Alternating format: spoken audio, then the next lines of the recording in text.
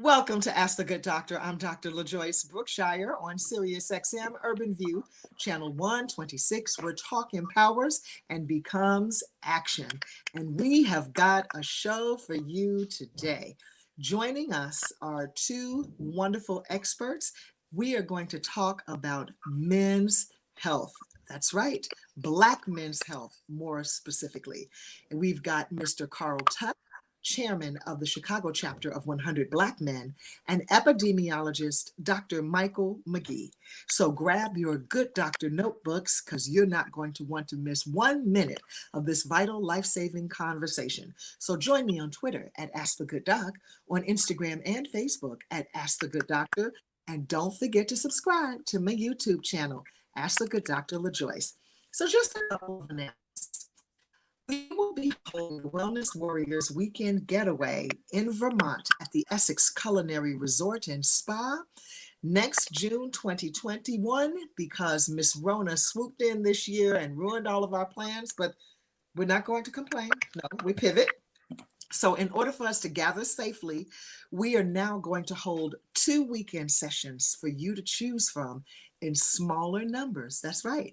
You can either choose June 10th through 13th or June 16th through 19th. And we will be scheduling you one-on-one with practitioners, and you will have individualized attention. Of course, we'll have our meals together in the big ballroom and speakers during meal times. If you'd like to join us, email me at drbrookshire@outlook.com. That's drbrookshire@outlook.com.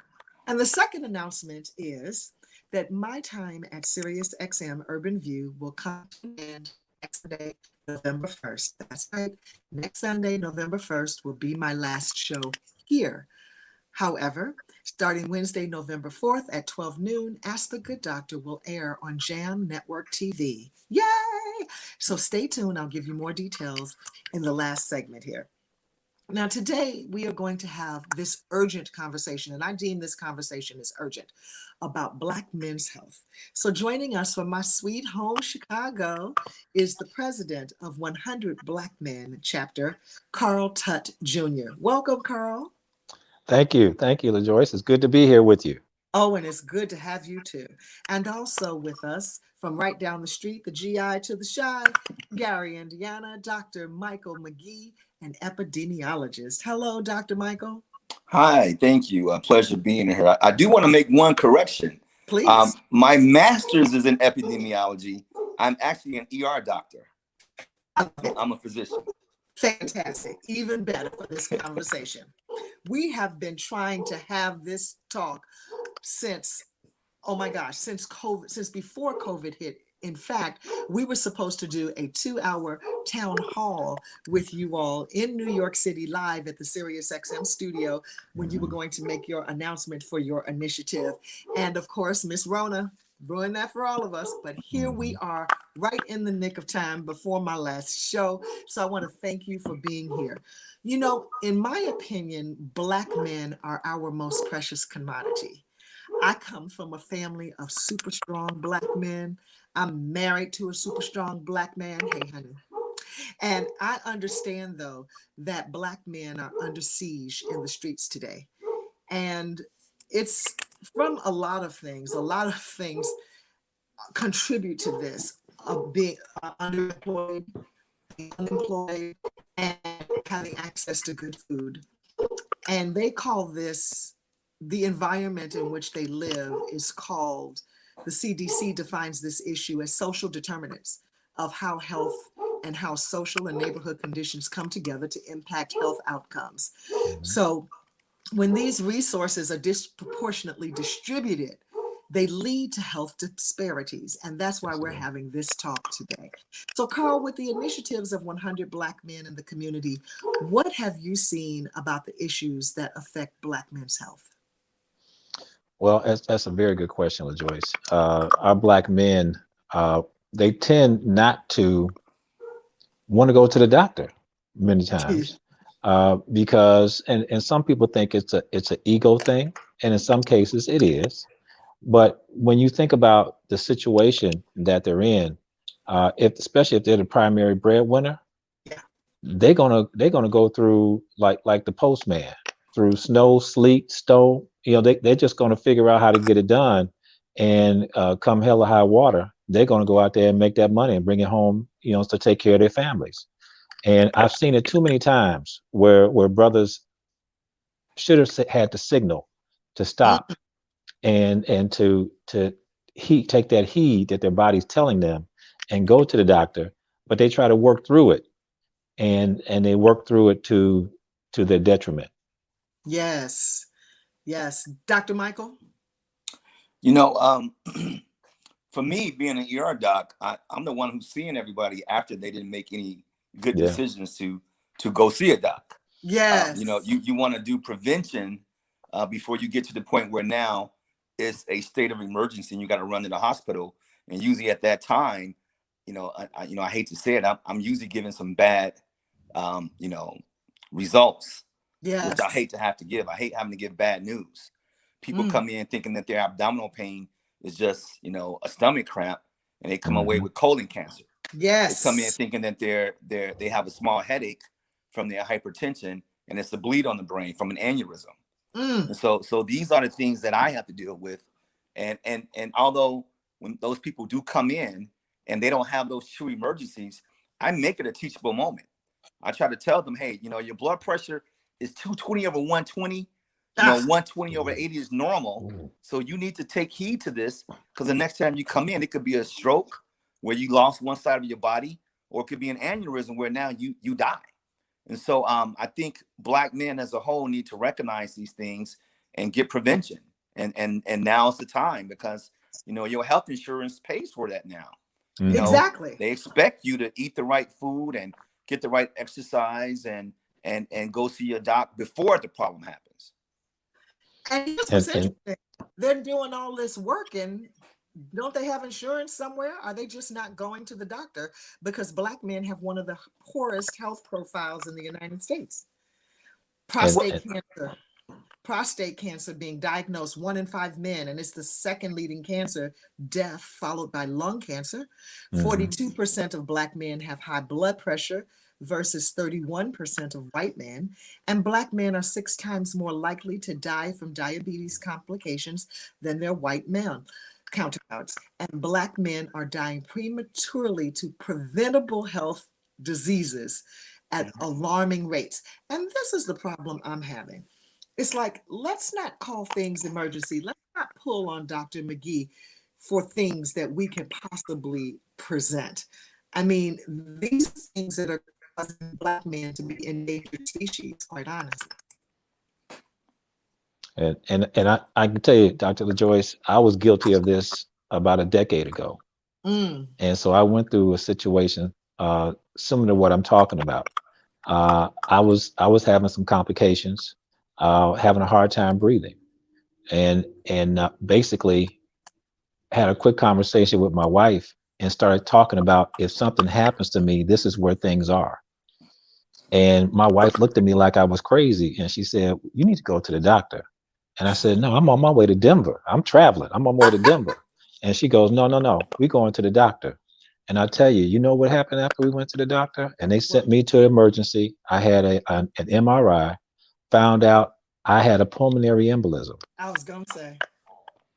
And they diagnosed it as a saddle embolism. They did not let me leave at that point. I was immediately taken into an ambulance, taken to the hospital, and they performed surgery within less than an hour on me. And so you think about it, if I had left, if I did not listen to my wife, and if I had left and gone to Denver, you may not be talking to me right now. How much of this are you already stated, Dr. Michael, how much of this you see, but I believe that in society today, we Black men believe in health repair instead of health maintenance. And because you show up in the ER with a condition that oftentimes could have been prevented through regular checkups. And we have to stop using the emergency rooms as doctors' offices. Correct. And what Carl just told you guys, that's a true emergency. The average person dies from that. That's a large clot in your lungs that you kind of like don't wake up from. So Carl, Yes. it's a blessing that you were here, man. Yes, it is. We see that all the time, and they have procedures now where they don't even want to just give you a blood thinner. They want to go in and retrieve the clot so that you can survive. And what you said is right, Carl. All stats show that, most married men live longer because we got smarter women by our sides to say, Come on. fool, get to the hospital, get to the doctor. And so we tend to be in a state of suspended animation where if we see no evil, feel no evil, we think we're good. And so a lot of us, walk around working out, thinking we're healthy, maybe eating the right food, but drinking or smoking, whatever. And we don't recognize that it's a lot of things that's going on internally that you don't even know about. That's right. So we got to keep hitting them and let them know, hey, you're not invulnerable. Sometimes you got to slow down, and sometimes you have to do the right thing. And that's why the healthcare 2.0 that 100 Black men is doing is ideal, because it allows members and their family members to get digital monitoring, where now you can go and put a blood pressure cuff on. You can measure your oxygen saturation. You can measure your glucose, and it's all digital. And you can have it on your phone, where you can now see your daily vital signs. And so when you talk to your doctor, or if you're on telemedicine, and by the way, don't sleep on telemedicine now, because now we don't have an excuse to not go to the doctor. That's you right. Be in your office right now talking to your doctor like we're doing now, calling up Dr. LaJoyce and be like, yo, doc, what can you do for me in terms of some herbs or whatever it is I need to do better? Wait, and the one thing I tell people who are diabetic or who have high blood pressure, what are your numbers and what have they been for the last week? And they don't know. No. And my thing is this: how dare you take medication for something that you cannot possibly monitor what you don't measure? Right. Measure what you don't monitor. Right. You can't do Right. it. It's an impossibility. How do you know if that blood pressure medication is working? More people die from taking high blood pressure medication when their blood pressure is not high than people who have high blood pressure and it's not even treated. It's unbelievable that people will not monitor their numbers. And I think it's criminal for doctors to give a script for blood pressure pills without giving them a script for their cuff, their blood pressure monitor. Well, the only thing about that, Joyce, is they come into my ER. Insurance does not really reimburse that unless you're in a program that allows you to get that material. Oh, wow. And that's why Healthcare 2.0 is partnered with Eagle Force, which is an all-Black company that's doing just that. Traditionally, when you come in the ER, we're not going to write a script for you because you have to have a primary care doctor do that for you. Okay. And most places are not connected with the resources to get them that digital equipment. Okay. Now they're doing it now a little bit just for pulse oximeters because of COVID. They'll give you a little blood. They can write a script for blood, pulse ox, and a thermometer, and your insurance can pay for it. But you have to be in a bona fide program to get this in order to get it. Isn't that interesting? What though? Overall, I think that we're traumatized because of the Tuskegee syphilis study. Come on. When that often comes up in conversation in Black men's health and Black people's health, Black health altogether. So good luck in getting Black people to volunteer for those COVID vaccines. But so Joyce, can I intervene? I hate you saying that, and let me tell you why. Here you go.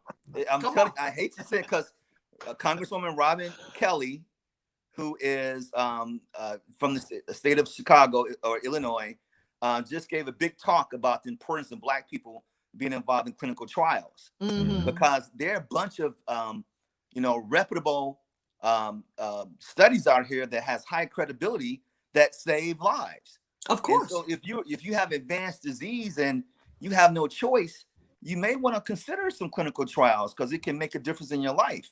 And I think you're right. We are tainted by the syphilis study, but that was a long time ago. The mistake was recognized. We got to move on because it's a different day and age now. And so I encourage people to read, and to not be afraid, because it may make a difference for you. There's a study that we're about to do right now in Chicago that deals with prevention of severe COVID. And I'm going to tell you a little bit about COVID because I know you're going to be discussing that later. Yes. So COVID not only affects your respiratory system, and you can go into severe respiratory distress because of the cytokine storm. It also affects your endothelial, which is your vessels in your body. Yes. And so they become dysfunctional, and you tend to clot, which is what Carl had, which was a blood clot. So you can get a DVT, you can get a PE. I just had a 30-year-old with no risk factors to have a stroke. Wow. It can cause a clot in your brain, which is Wow. what a stroke is. Yes. It can cause a clot in your heart vessels, which is what a heart attack is. And so this study that they're doing looked at that, and they're going to be, given a trial for nitrous oxide, which has been used for years to prevent pulmonary hypertension in neonates, in preemies. It's used when people are in the ICU. And so it's a very safe drug. They found that it blocks the blocking pattern that causes the clots in COVID, and also prevents replication of the virus, so you don't get the cytokine storm. Yes. So it's a very good study. There's only 5 cities that's doing it. Chicago is the one, and we're the only site, and we're going to be starting in about a week to do this. And so we're excited about that. That's good. And when I told them I get into it, I said the only reason why I would do this is if I had belief in it, because I'm not going to be a dumb black doc out here advocating for something that's going to harm my people. Thank you. So I researched it. The researcher who's doing it has over 20 years of experience in nitrous oxide. Nitrous oxide itself has had 4 Nobel Peace Prize winners, and it's been a well-established drug.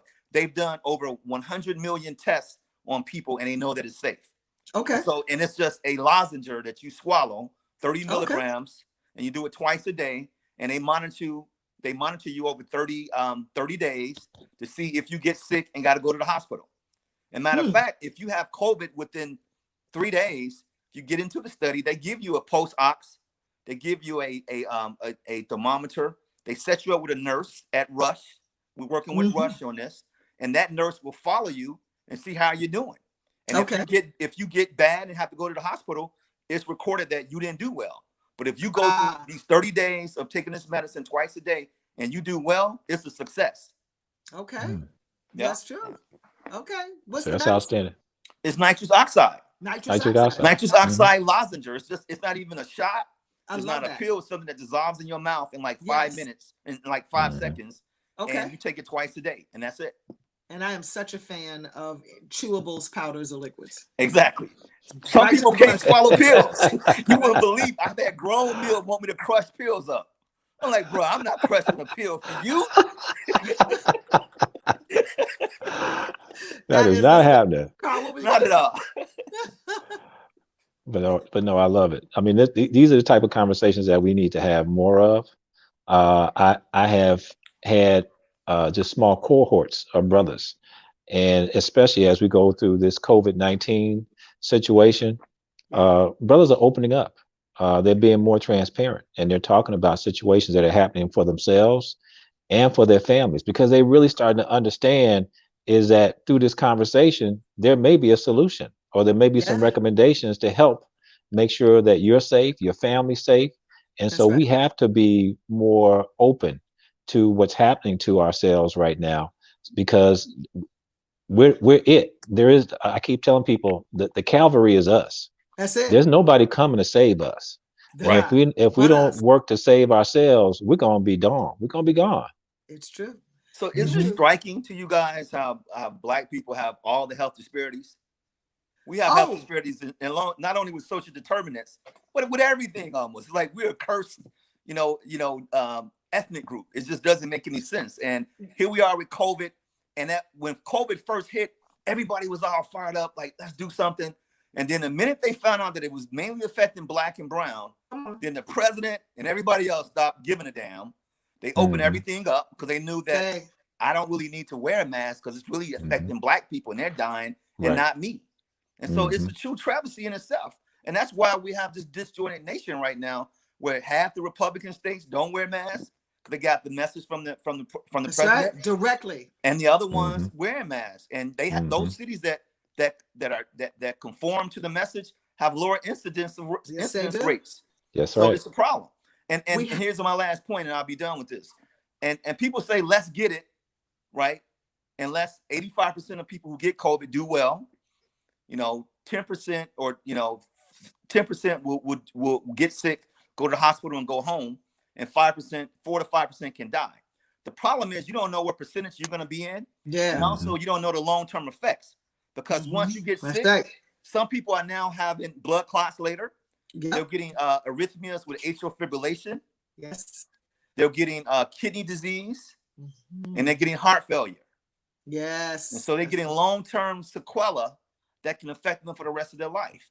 So the So you best thing got to do is prevent it, wear your mask, socially distance, and do what you need to do, and look out for clinical trials. so Let's just think pause now. right here. Hold on, hold that thought, Mr. Carl. When we come Okay. back, we're going to continue with this conversation on Black men's health. Don't go anywhere. We'll be back after this. Welcome back to Ask the Good Doctor. I'm Dr. LaJoyce Brookshire on Sirius XM Urban View, Channel 126, where talk empowers and becomes action. And we are having a conversation about Black men's health today with the chairman of 100 Black Men Chicago chapter, Mr. Carl Tutt Jr., and emergency room Dr. Michael McGee, who is also an epidemiologist. And we are discussing the plight of Black men's health. And Dr. Michael actually just said something riveting before break. He said it's like Black people are cursed with being the number one in every health disparaging thing in this whole wide world. Is this because primarily that we've had so much more to endure? Is this because we are dealing with an overabundance of racism and microaggressions and trauma, just period, in our daily lives? What say you about that? I mean, I think it's all of that: systemic racism, oppression, digital economic divide. You have, and then not even a lack of togetherness. We have our Blacks who've made it, who are doing well. We're disconnected with people from the hood. We don't even look at them as our people, and so we don't come together. Even within families, you have family members that do well, and the other half of the family pissed off at them. And so it's almost like they don't come together to build businesses and to prosper and have growth and to elevate everyone. Collectively. And you think about it, we've been systematically taught not to do that. Right. When you look at the history of African Americans, we're the only people that were brought to this country and not immigrants to this country. Yeah. When you see immigrants come to the country, they come with a system, a language, and a plan. Yes, they come with a language, a plan, and they bring people over through their system, and they build in this country through their system. Yes. We were not given that opportunity. We built this country. Yes, we did. So you think about it, we built this country for other people to come to this country, and in some cases, in many cases, do better than us. Yeah, and we built it for free, which is really irritating a lot of Black people these days. There are a whole conclave of Black people who are really hung up on whether or not we get reparations and are withholding their presidential vote because they don't see a plan for it. But I just ask them to please cast a vote because they just absolutely should. And LaJoyce, the other health disparity that we haven't even mentioned, which is violence, which is a public health problem. It's a crisis. And it all goes back to what Carl said. Even back then, fighting each other, being jealous of each other, not supporting each other's businesses. This kind of all go hand in hand. And even now, we'll shoot each other and not even think twice about it. Right. And the number one killer for young Black men aged 10 to 24 is homicide. That's right. And it's at the hand of another young Black man. That's right. It's self-induced genocide. I'm going to have to tell you, I was recently in Chicago, just ran in to check on the mom and the mommy-in-law really quickly. And I was exhausted by the time I left because they were like, don't go here, don't do that, don't drive on the Dan Ryan, make sure you get in before dark. I was like, who can live under the duress of all of that? Neither of them want to come live with us. They think we live too deep in the woods on a dirt road. But I cannot live like that anymore. I was literally worn out after all of the do's, don'ts. And I'm raised in Chicago. I've never been afraid to be there, but the way that they were painting the picture, I was like, my God. It's got to be really, really stressful. So, Carl, you have this Healthcare 2.0 plan now through 100 Black Men. Tell us about that initiative. So I'm going to switch that and give that over to Dr. McGee, because Dr. Okay. McGee, let me tell you this, Dr. McGee, even though he's one of our members, he is the lead at the national level for 100 Black Men of America on violence prevention under a Okay. healthcare platform. All right. And so I want Dr. McGee to talk about this because he is all over it. Okay. Yes, sir. Well, Doc, it's on you. Yeah, but it's been a special meaning to be a part of 100 Black Men. And I have gotten elevated, but just because of all the good work that Carl is doing. For instance, Carl actually started a COVID series, started this past spring, where he connected with the city of Chicago and the mayor, and we had like 9 weeks of talking about COVID from every aspect, from prevention to mental health, to health and wellness, to nutrition. And I was the COVID chair, and we had all kinds of outstanding speakers. We had senators, we had congresswomen, we had the CPS, the school superintendent. We had the treasurer, the state treasurer, to talk about the CARES Act, because there's money out there that's still available. People thought the money was gone, and there was still billions of dollars out there. And so we had to bring people on to talk about what the opportunities that still exist while you're going through this. Okay. All right. And so through that, we connected with the nationals, and they had a plan to start Healthcare 2.0. And I essentially kind of explained it. It's essentially they're trying to get every member to now commit to be involved with Healthcare 2.0. They'll join the MeMeRx, which is basically a website that's connected with 100 Black Men of Chicago and all the chapters throughout the country. And they all made a commitment that everybody will join this. They'll get a package that includes all the apparatuses I mentioned in terms of the monitor, post-ox, blood pressure. They get it going to their home, and then now they get signed up, and now they download the app, and now they keep all of their information on there. And so if you have a doctor, your doctor has to be in this particular MeMeRx register. Okay. So they have to kind of it got to be a symbiotic relationship. Yes. The patient has to want it, and the doctor must have it to be able to write the orders. And so they're getting people to do it. But right now, our site in Chicago is the site for 100 Black Men as well as members. And we're signing up people in the community as well. So, and the indications for it, and I'll be done, is if you have comorbid problems, hypertension, diabetes, obesity, lung disease, we can sign you up and monitor you and measure it. Okay. Also, if you have COVID, we can now monitor your post-ox and your fevers and let you know, hey, you're looking sick. What's your O2 set? Oh, it's 89%. You got to go to the hospital. Yes. That's the problem with COVID. You can sit at home and die because you don't know that you're having silent hypoxemia. That's right. That's right. That's right. That's it. That is fantastic. Let me applaud you on that. That's amazing. I should have been one of those speakers to talk. And I tell you, there's devices out there right now. There's devices out there right now where you can be monitored without it touching you. Oh. And so these are some of the things that my company gets into, because I'm a sustainability consultant. So 100 Black Men in Chicago is our side gig, so to speak. Yes. What we do to support the community. But the real work is figuring out ways to keep people healthy. Okay. And so we get into indoor air quality, to water, health, and safety. And one of the things that we've been researching is a device that can go in your chair, and you can sit in a chair, and it can give you your heart rate, your blood pressure.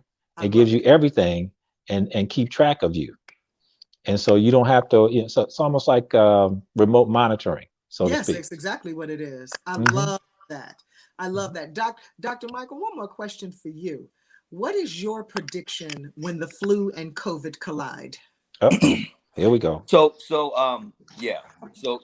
and by the way, Healthcare 2.0, those apparatuses, there's no cost. If you come to see a doc or us, we'll write a script to your insurance. They pay for it.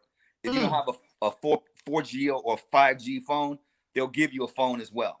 So there's no cost off your back to do it. And that's why as you move forward to the next pandemic, which is going to be the flu season, number one, we're hoping and praying that, it's mild this year, because people have been wearing masks. And so you should not be spreading the flu with germs with your hands or sneezing and coughing, because you've been doing the right thing. The problem is everyone hasn't been doing the right thing. That's it. A lot of people still haven't been wearing a mask, and kids in particular, youth, have been thinking they're invulnerable and haven't been doing the right things. And so we have to encourage them, and everyone, you got to continue to do it, because now you decrease the flu being spread as well as COVID. And I'm scared, and I'm gonna tell you why.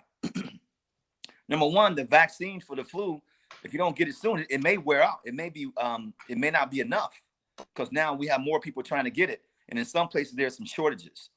I'm scared because all of these symptoms overlap.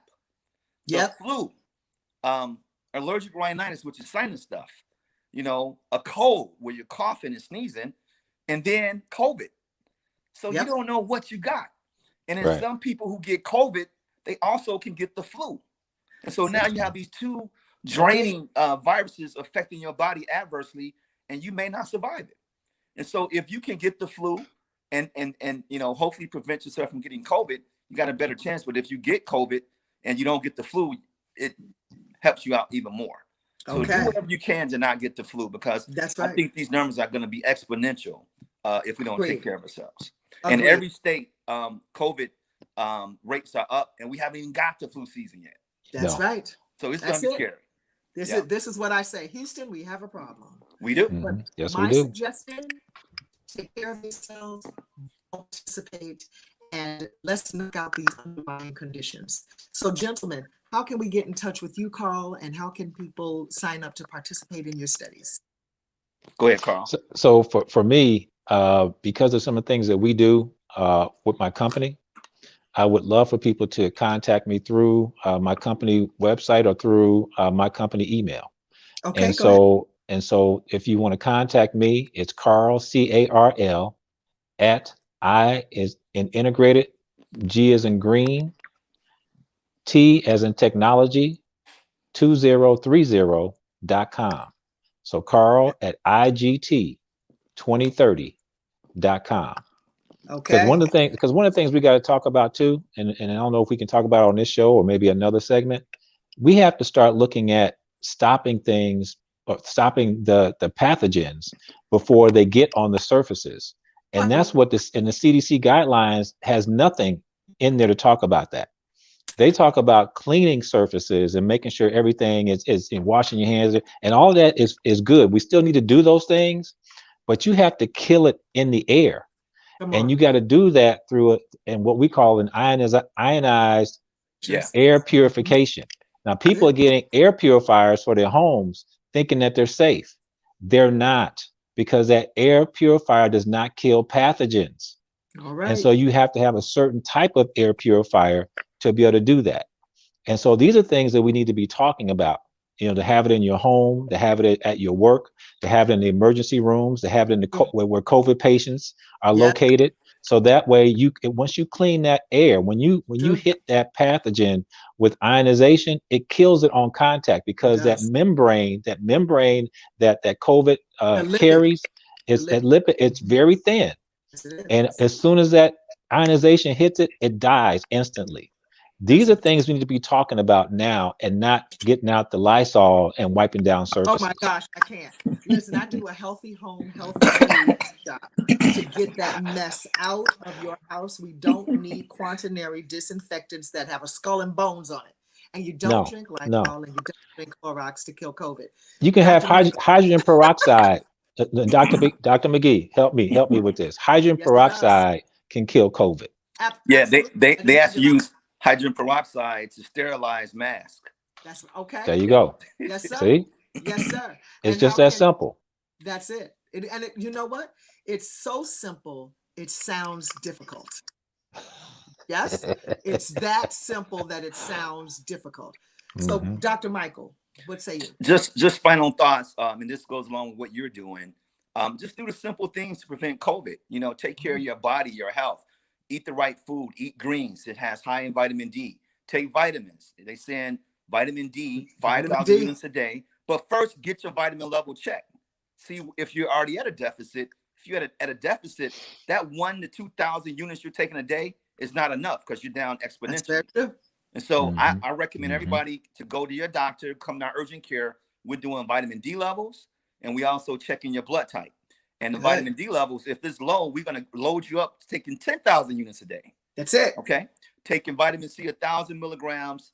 Take your turmeric, take your zinc lozenges, take vitamin B complex. Come on, all Doc. those are great things to take so that if you do get COVID, you don't get the severe effects of it. Okay. Right. And also, blood type has been shown to be either, if you're type O, you're protected. If you're type A, you have a higher chance of having the complex adverse effects. Okay. And so in order to reach us, as I said, you can easily Google Premier Urgent Care in Chicago and Hyde Park. We have very good customer satisfactions. And so we're way at the top in terms of urgent care. Matter of fact, we're the only all Black owned urgent care center in Chicago.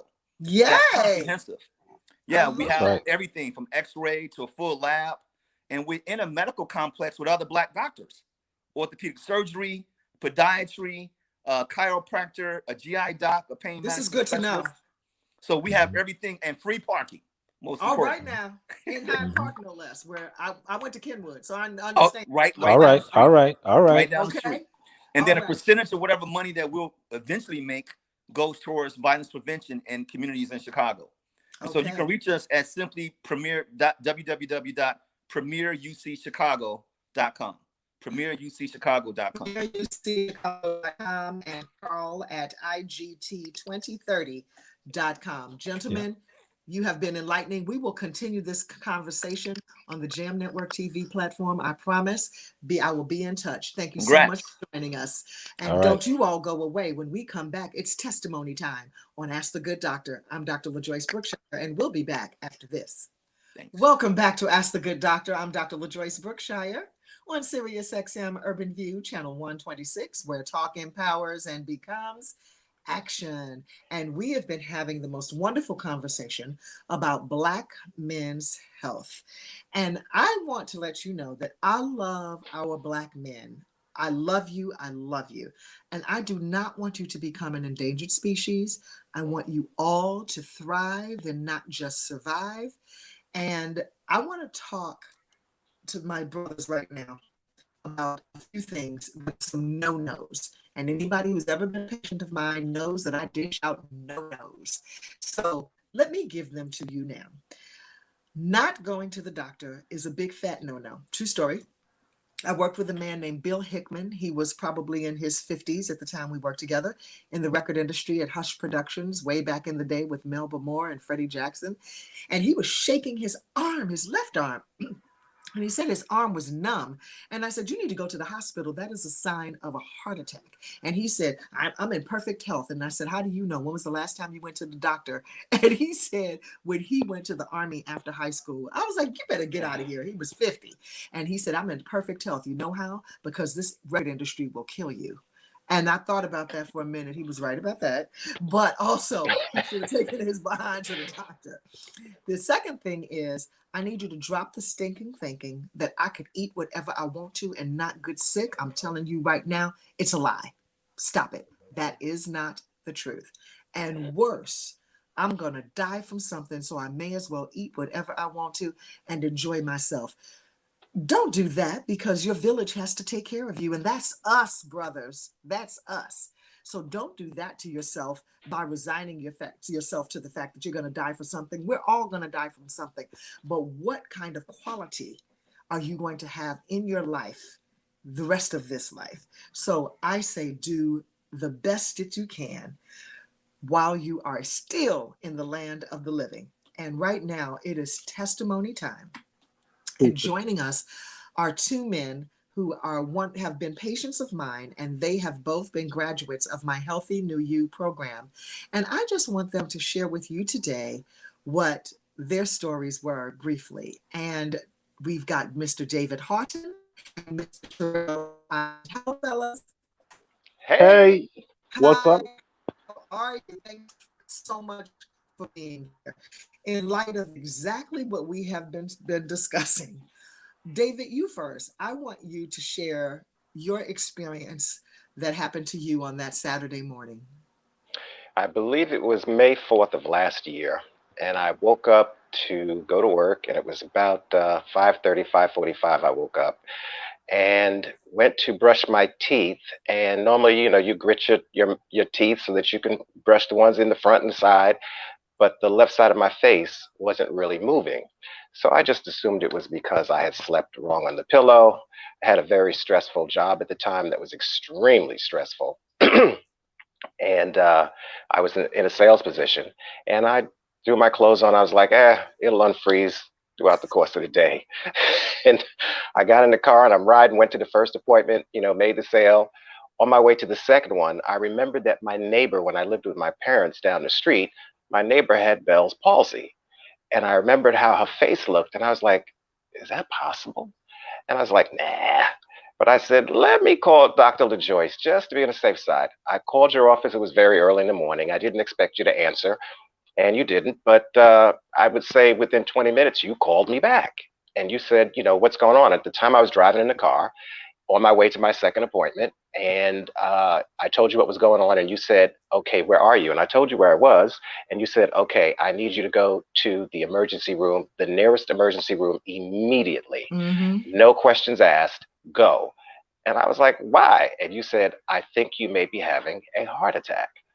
And so I said, or a stroke. And I said, I don't think so. I'm not going to tell you what I actually said to myself, but I was like, this woman is crazy. I didn't use that exact word. But anyway, so, you hung up the phone on me. And I was like, no, she didn't hang up the phone on me. And then you texted me like 2 seconds later and you said, take your ass to the hospital now. I'm not kidding. And I was like, wow. And then I thought about it because of the relationship I have with you. And I said, she wouldn't have said that like that if she wasn't serious. And she hung up on me. So needless to say, me chasing the money, chasing that dollar, I said, well, I'm going to go to my second appointment and get this money first. And I went to the second appointment and I asked the gentleman, where was the nearest hospital? And when he told me where it was, he said, but I wouldn't go there if I were you. And I said, why? He said, because they're horrible. So I said, I'm going to take that, for somebody who's like 80 years old, he probably knows better than me. And let me just press on to the hospital that you had suggested I go to, which I got in a car and I'm driving.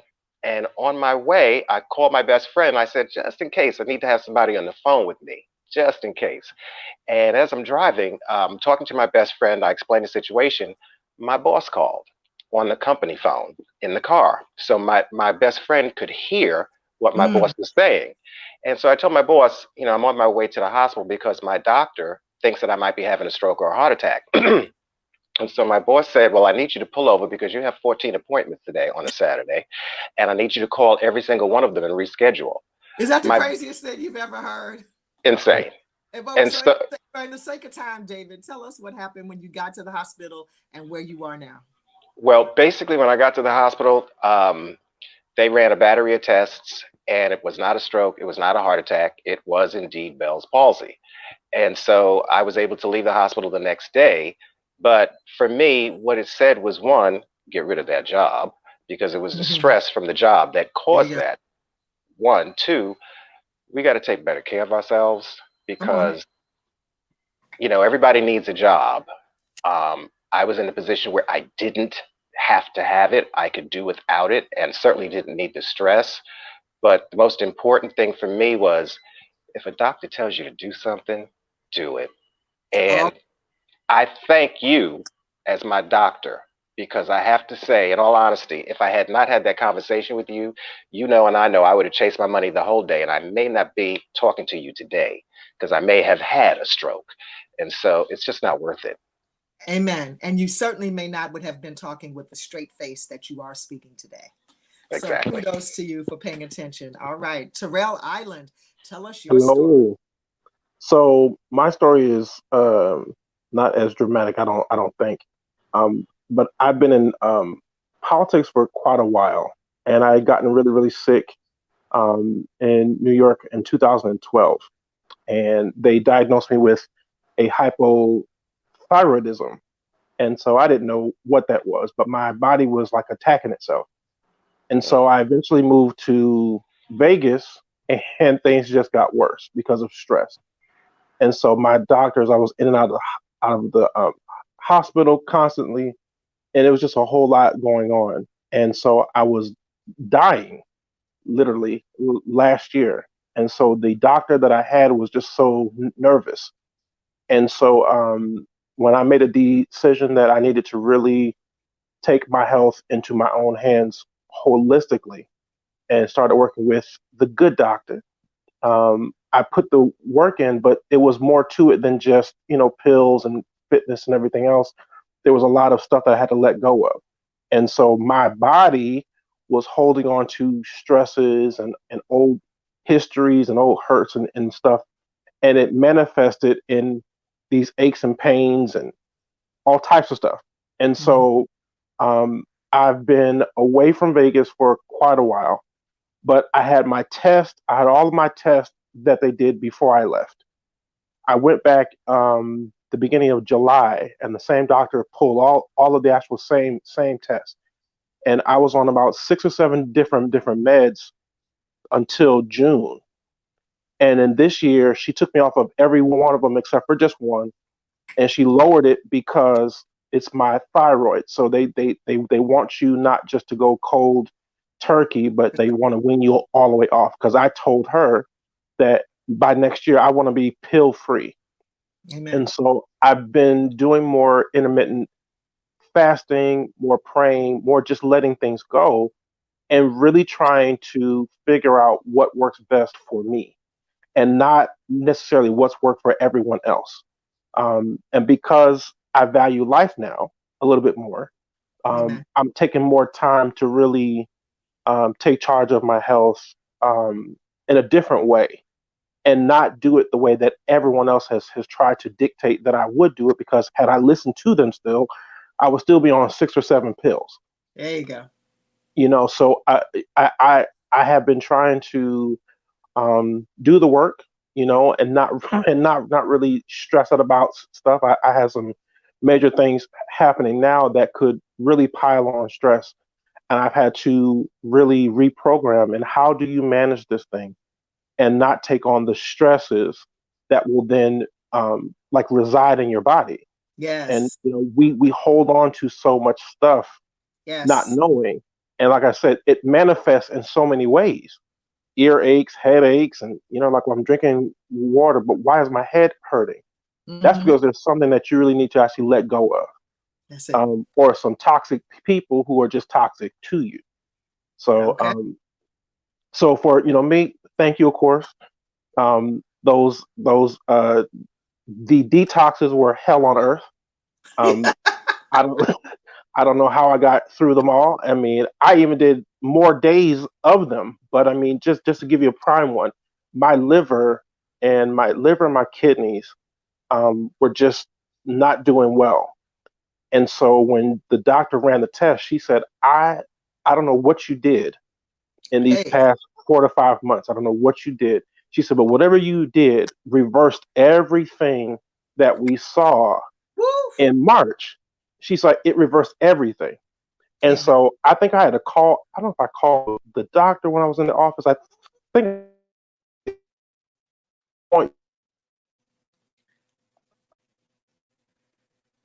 Okay, I'm just pausing that because he froze. David? Yeah. Okay, yo, so he froze. All right. Um, so what I'm going to do is I'm going to just come back with we're going to find a way. Terrell, Back. hey, he's back. Okay. I'm So back. I want you to repeat the line. I don't know if you called me from the taxi. Okay. Okay. So I So called you wait, from, hold right. on, hold on, wait 1 second. I pause. 1, Okay. 2, go. So I called the good doctor from the car because I was going back to the hotel, had to change clothes. I had a meeting or something. And I was just telling her, I was like, you will never believe the report that she had to like print out for me. She was like, there's nothing wrong with my kidneys, my liver. She said she had never seen numbers like that so fast. And she was just like shocked. She was like, I don't know what you did. She said, but Hallelujah. she said, you just look completely different from what you look like before. And so I told her, I said, listen, I've been working with someone who really was in tune to what I needed as a black man. Come on. and really was able to deal with me um, in the way that I needed to actually be treated. And I said, and so a lot of the actual medical stuff that I was enduring and going through were a lot of white doctors and nurses who really had no idea on how to deal with the black male. Oh, yes, that's called So cultural competency, my darling. exactly. And That's it. so when I was looking back on a lot of like the treatments and tests and everything else, they really weren't talking to what else I could do to minimize or to like mitigate it besides a pill. So Okay. their solution was always like a pill. And I'm That's like, well, it. I don't want to be cloudy. I don't want to be on pain meds. I don't want to be swollen, you know. And they said that my body had gotten so toxic from all of the actual meds that I was putting on weight that it's going to take me a long time to really get rid of. We'll get And there. I said, but I'm going to get there. I said, so I'm not worried concerning the actual weight right now. I was more so worried about that I wouldn't be dead in a year because Amen. my body was Amen. attacking itself. You Amen. know, so Thank you I so think much, Terrell. I appreciate you sharing your testimony. And you too, David, I appreciate you so much. You are just shining examples of, first of all, putting in the work, and shining examples of that do not ignore a symptom in your body. David, I thank God called somebody who could make sense of what you were enduring and pressured you to the point where you got to the hospital. Every man has some good woman in his life who's going to say, boy, take your butt to the butt, take your ass to the hospital. Okay. Everybody has a woman in their life who will say that. Do not discount those people. So thank you so much. If you'd like an appointment for the man in your life, or if you need a little extra help, I'm offering a special during this season. I want you to kick those comorbidities. So when the flu and COVID season collide, you heard the doctor that it's going to be awful. We're not going to know which is which. Just $99 for your first consultation. And I am here to help you, especially you first responders. And don't forget that my time with you on SiriusXM is coming to an end next Sunday, on Sunday, November 1st. And you can catch up with me on Ask the Good Doctor on Jam Network TV, which is a new Black streaming platform that is available on Roku, Fire Stick, Amazon. It's going to be on Comcast by the end of the year, and at the top of the year, it's going to have its own channel on Dish Network. And I'm a part of the daytime lineup. I'm going to be on Wellness Wednesdays at 12 noon and on Saturday at 12 noon as well. So you can tune in with me there. And don't forget the Wellness Warriors Weekend Getaway in June in Vermont, and we will gather safely in smaller numbers 2 weekends in a row, June 10th, 11th, 12th, or June 16, 17, 18, and 19. All right. So we're looking forward to working on you one-on-one when we get to Vermont. Looking forward to that. So if you're interested in Vermont, or if you'd like that appointment, send me an email, drbrookshire@outlook.com, DR, no period, Dr. Brookshire, BROOKSHIRE @MSN.com. That does it for me. I'd like to thank my team, Alexa, producer, IW, supervising producer, and technical producer. To let your eye shine, cut back on the wine, get good food fast, and go easy on the greasy. I'm Dr. LaJoyce Brookshire, here to help you attain and maintain your perfect health. Let's do it again next week, okay? God bless you.